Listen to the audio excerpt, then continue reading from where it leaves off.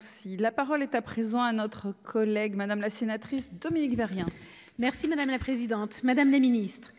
Depuis plusieurs années, l'Agence régionale de santé de Bourgogne-Franche-Comté souhaite déplacer le centre d'appel d'urgence, le 15, d'Auxerre pour le ramener à Dijon et en faire une plateforme unique pour l'ensemble de la région.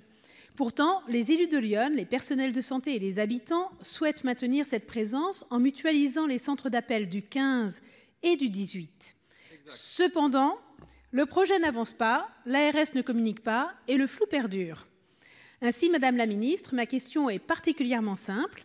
Le gouvernement et l'ARS sont-ils enfin prêts à s'engager dans une démarche de concertation et de travail avec tous les acteurs locaux afin de faire aboutir ce projet? Chers collègues, pour vous répondre, Madame Geneviève Darrieussecq, ministre déléguée chargée des personnes handicapées. Merci Madame la Présidente, Madame la sénatrice Dominique Vérien. L'élaboration du projet régional de santé 2018-2023 de Bourgogne-Franche-Comté a mis en lumière une très forte hétérogénéité dans l'organisation des centres de réception et de régulation des appels d'aide médicale urgente. Un problème d'effectifs a également été identifié, entraînant dans certains départements des déficits caractérisés. Aussi, une évaluation intermédiaire du regroupement de ces fameux centres de réception et de régulation des appels de la Nièvre et de Côte d'Or a été menée entre septembre 21 et février 22.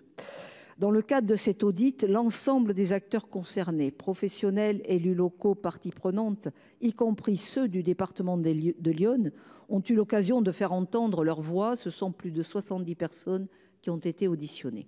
Cette évaluation a montré qu'un certain nombre d'objectifs assignés au regroupement ont bien été atteints.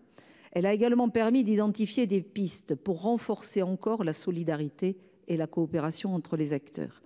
L'ARS a rappelé que cette évaluation constituait un préalable à toute nouvelle évolution de l'organisation des autres centres 15 de la région.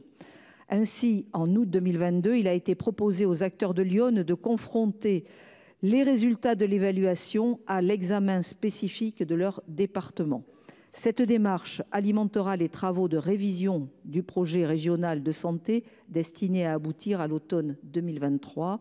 Elle devra intégrer à minima une logique de sécurisation et d'entraide inter-CRRA 15.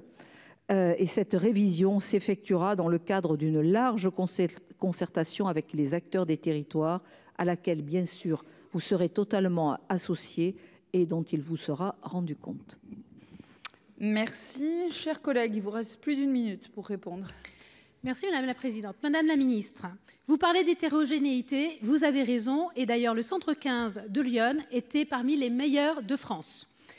Vous parlez d'effectifs, garder des effectifs, c'est permettre aux gens qui travaillent dans le 15 de pouvoir être parfois aux urgences, parfois derrière le téléphone et d'avoir une complémentarité dans leurs emplois. Nous parlons aussi de la loi Matras qui favorisait le fait de pouvoir mutualiser ces centres d'appel.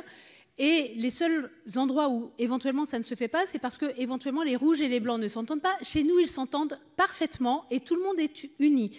Vous avez raison, une évaluation sur le 21 et 58 a pu être faite. Vous avez entendu les élus de Lyon, tous étaient d'accord pour dire nous gardons chez nous un service d'excellence et nous le mutualisons avec les pompiers où nous ne manquons justement pas d'effectifs. Et enfin, le Premier ministre Castex nous avait assuré d'un moratoire pour commencer à réfléchir à cette plateforme. Et c'est ce que nous attendons maintenant. Réfléchissons, n'attendons pas 2023, nous sommes tous prêts.